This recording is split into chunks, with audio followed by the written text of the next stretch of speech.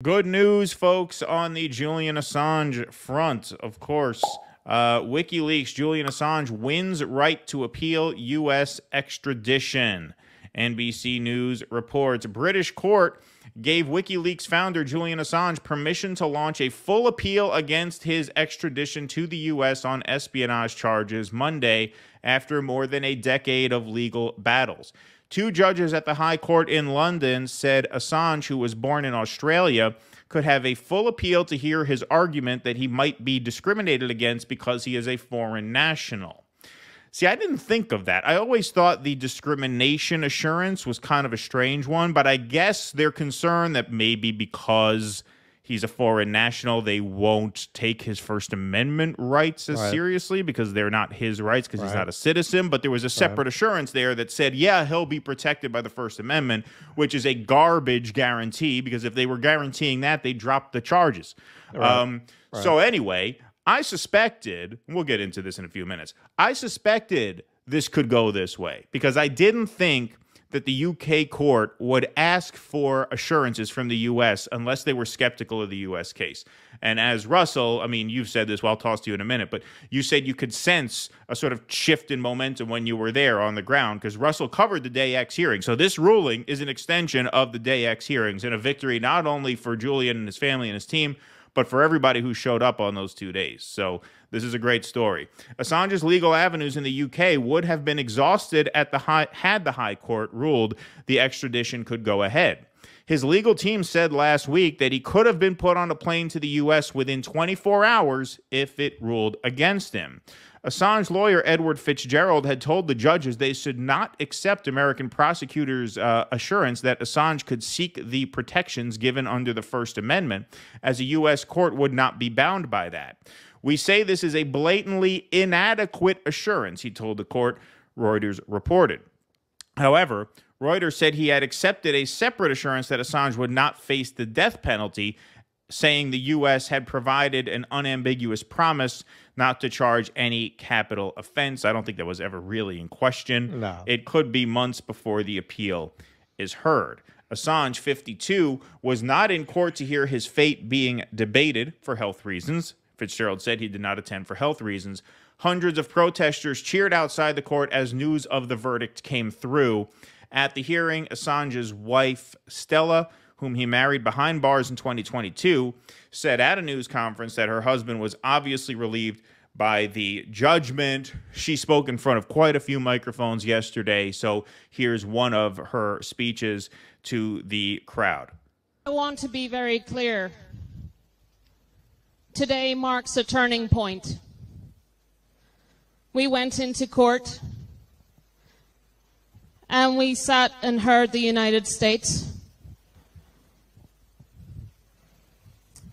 fumbling through their arguments, trying to paint lipstick on a pig. Well, the judges were not convinced.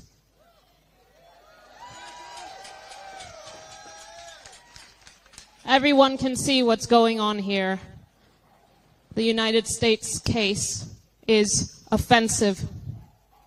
It offends our democratic principles. It offends our right to know. It is an attack on journalists everywhere.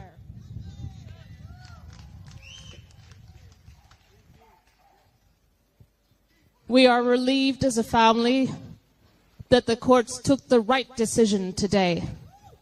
But how long can this go on for? Our eldest son just turned 7.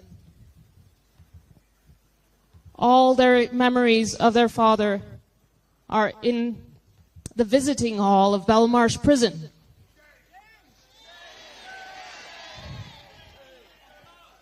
And as the case goes along, it becomes clearer and clearer to everyone that Julian is in prison for doing good journalism, for exposing corruption, for exposing the violations on innocent people in abusive wars, for which there is impunity. And on top of that impunity, they've gone after the man who put that impunity onto the public record.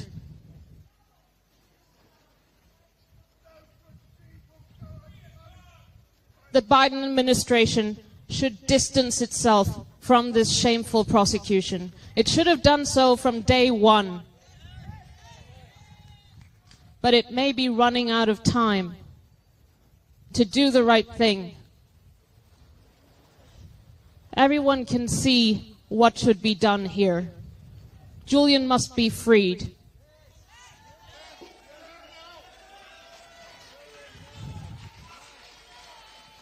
The case should be abandoned. He should be compensated. He should be given the Nobel Prize.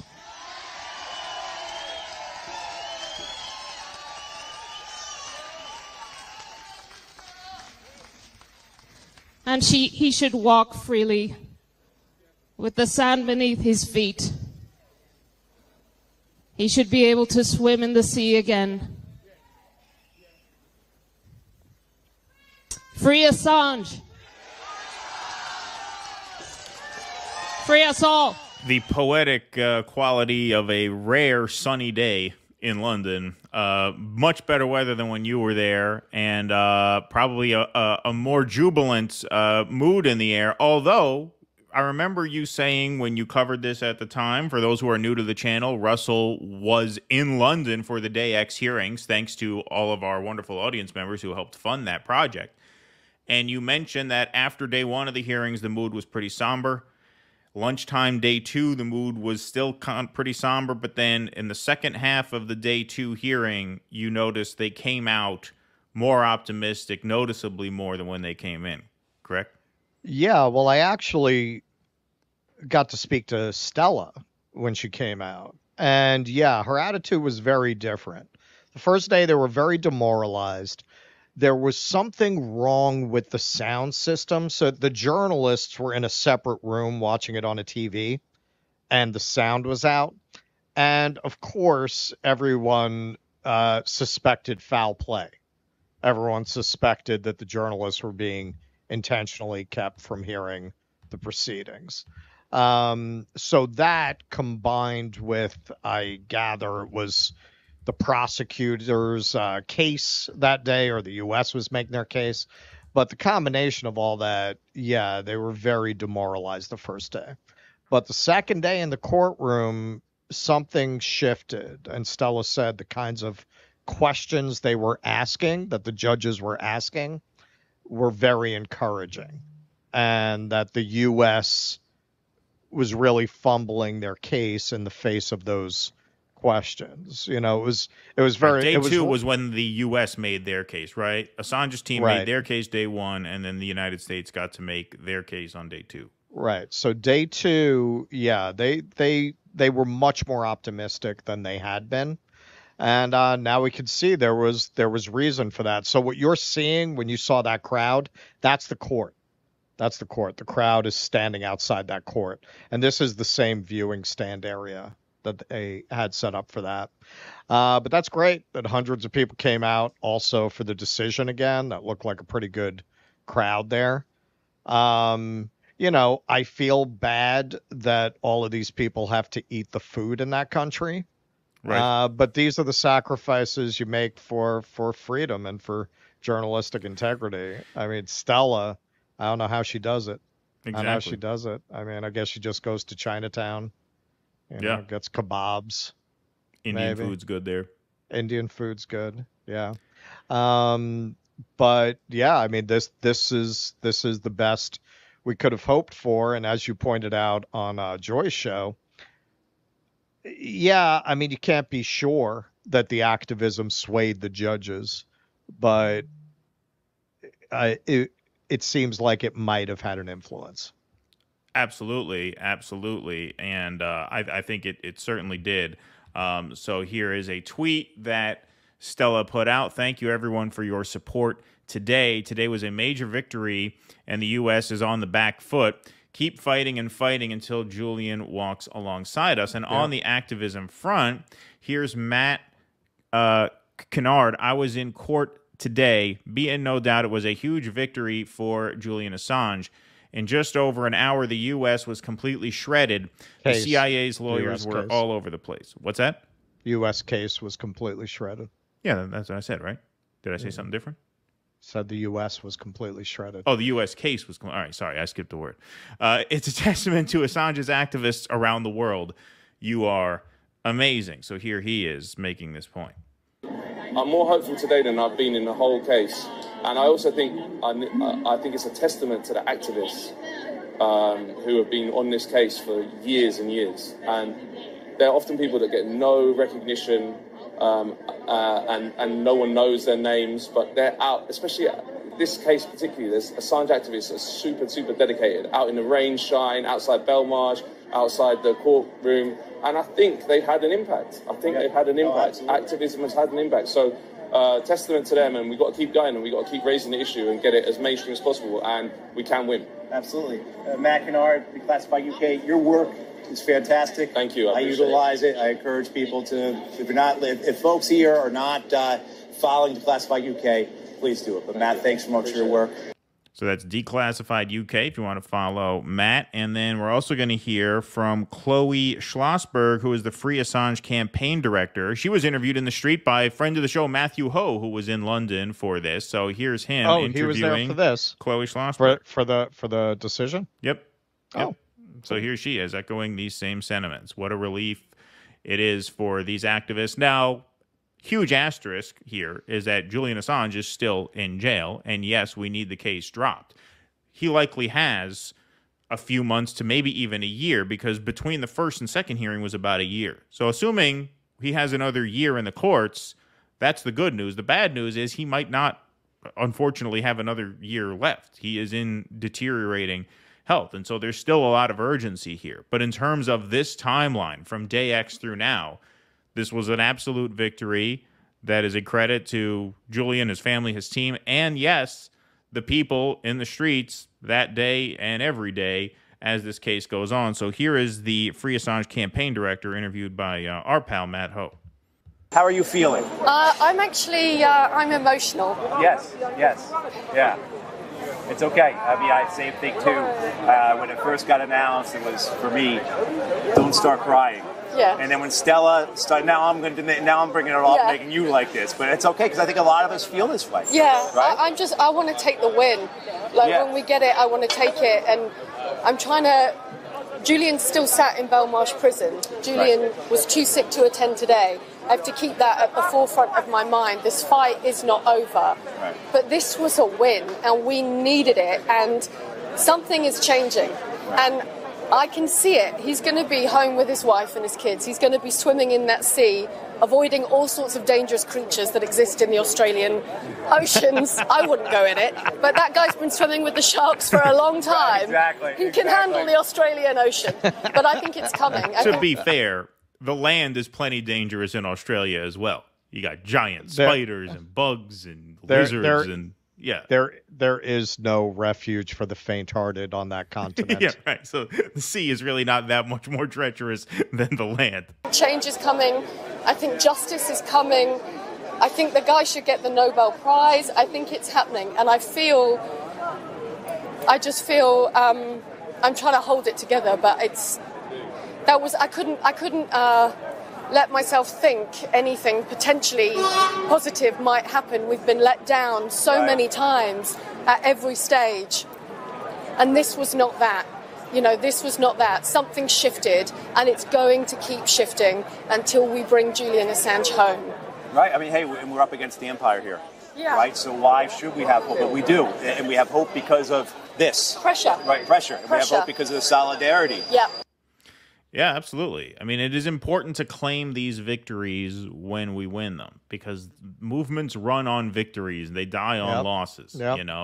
When you can prove to yourself and your team and your activists that actually getting out there in the cold, nasty, wet, rainy misery of those 2 days when Russ was out there can apply pressure. It was nasty. I mean, there's mid-February in England. It's probably the worst time you could possibly be there in terms of the weather. Yeah. But getting out there helps.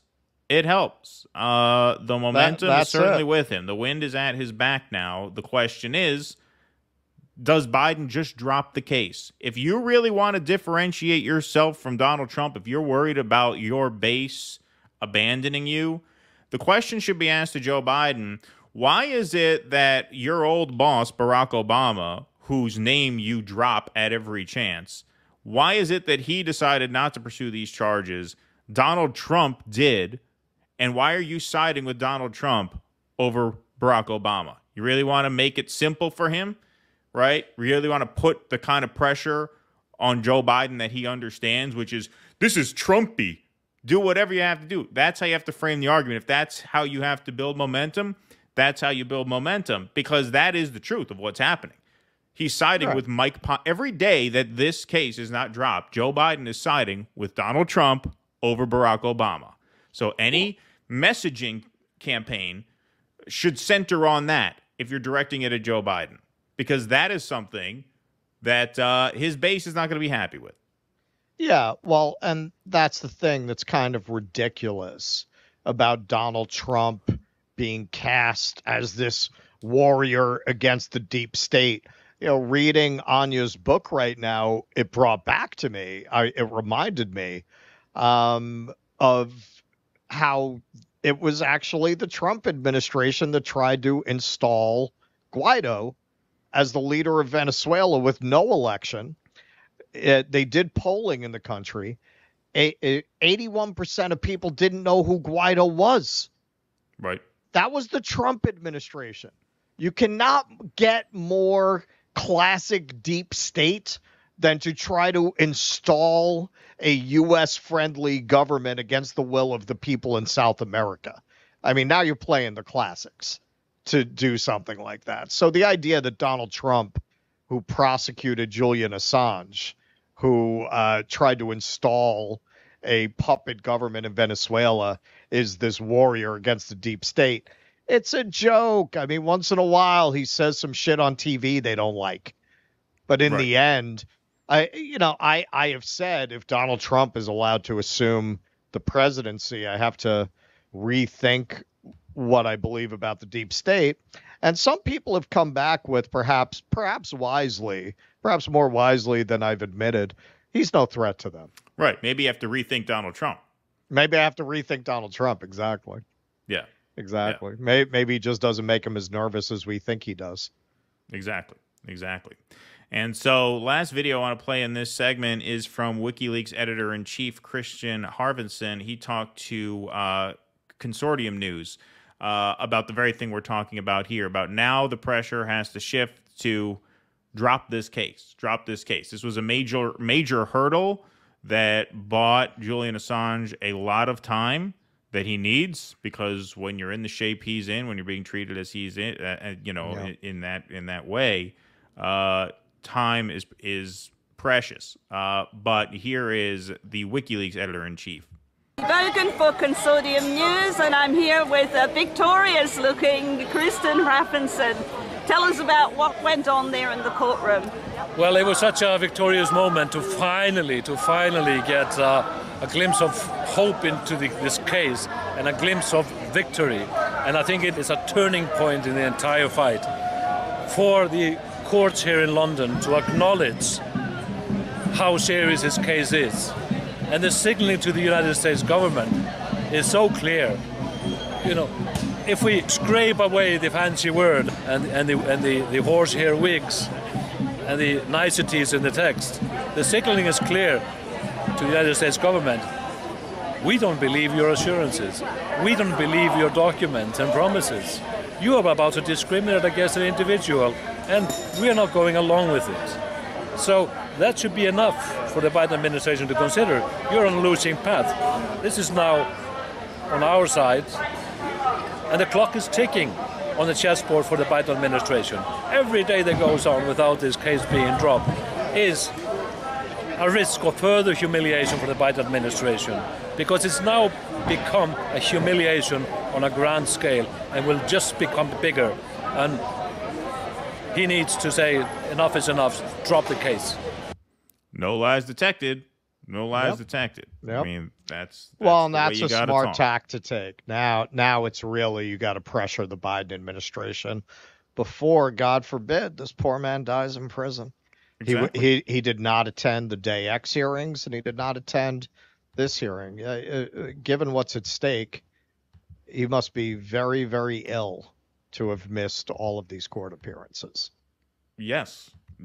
And so time is precious. Every day is precious. And so, we don't know what Joe Biden meant when he told that reporter on his walk into the White House, what about pardoning, or not pardoning? In this case, he would just be dropping the charges.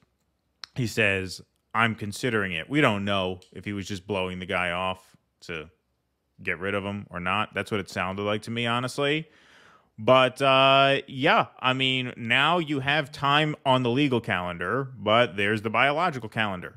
And, that's something that you really have to think about, because if this man dies in custody on these charges, that you are talking about a once-in-a-century disgrace. It already is a once-in-a-century disgrace, but you're really talking about one of the darkest chapters in American history ever, if that happens. Yeah, and I'm just going to point out again, as I did on Joy's show, that dissident douchebags dialogue thing. Right. Not one fucking word about Julian Assange. Not one fucking word. You're holding a speech conference and you don't say a fucking word about a journalist being held in prison for publishing information that, based on previous court rulings, should be protected in regards to a journalist. Not the person who leaks it, but the journalist who publishes it is supposed to be protected. Of course. Not one fucking word. All they want to talk about is the pronouns and, Right. Right. Yeah. And come on, man. I keep speaking about this because I feel like this is a only Nixon can go to China thing. Right. You know how I feel about those issues. Right. But it's so obvious that there is this anti-woke commentariat that is just using those issues to hide real issues of speech and to really just serve the State Department. That's why I came away from it saying they're just Republicans with a tech bro paint job. That's all that is. Please clap.